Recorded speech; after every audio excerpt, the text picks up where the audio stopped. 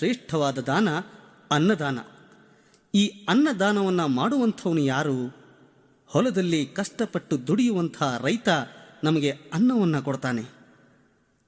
ನಮ್ಮ ಮನುಜ ಕುಲದ ಪ್ರತಿಯೊಬ್ಬನ ಮನುಷ್ಯನಿಗೂ ಅನ್ನದಾತರಾಗಿರುವಂಥವರು ನಮ್ಮ ಹಳ್ಳಿಯ ರೈತರು.